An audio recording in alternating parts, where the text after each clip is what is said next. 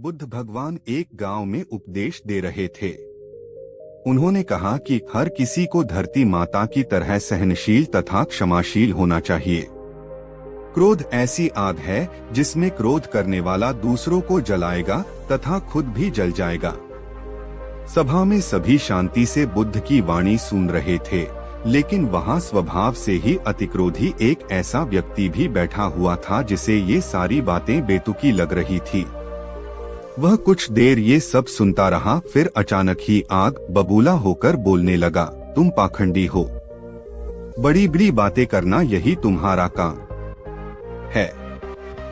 तुम लोगों को भ्रमित कर रहे हो। तुम्हारी ये बातें आज के समय में कोई मायने नहीं रखती। ऐसे कई कटु वचनों सुनकर भी बुद्ध शांत रहे। अपनी बातों से ना तो वह दुखी हुए, ना ही कोई प्रतिक्रिया की।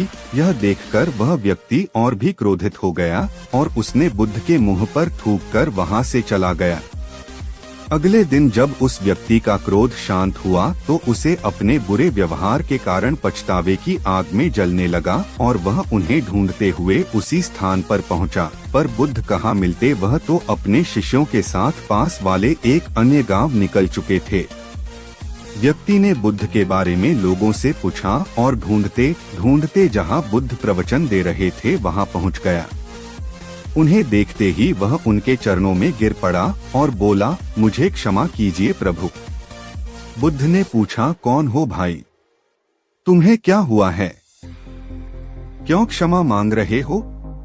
उसने कहा, क्या आप भूल गए, मैं वही हूँ जिसने कल आपके साथ बहुत बुरा व्यवहार किया था। मैं शर्मिंदा हूँ, मैं मेरे दुष्ट आचरण की क्षमा याचना करने आया हूँ। भगवान बुद्ध ने प्रेम पूर्वक कहा, बीता हुआ कल तो मैं वही छोड़कर आया गया और तुम अभी भी वही अटके हुए हो।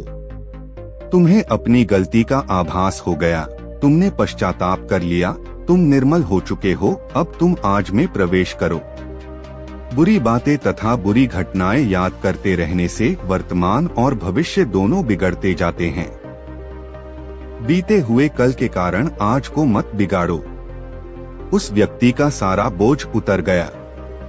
उसने भगवान बुद्ध के चरणों में पड़कर क्रोध त्याग का तथा क्षमाशीलता का संकल्प लिया। बुद्ध ने उसके मस्तिष्क पर आशीष का हाथ रखा।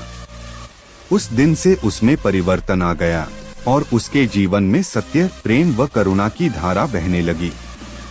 मित्रों, बहुत बार हम भूत में की गई किसी गलती के बारे में सोचकर बार बार दुखी होते और खुद को कोसते हैं। हमें ऐसा कभी नहीं करना चाहिए। गलती का बोध हो जाने पर हमें उसे कभी ना दोहराने का संकल्प लेना चाहिए और एक नई ऊर्जा के साथ वर्तमान को सुदृढ़ बनाना चाहिए।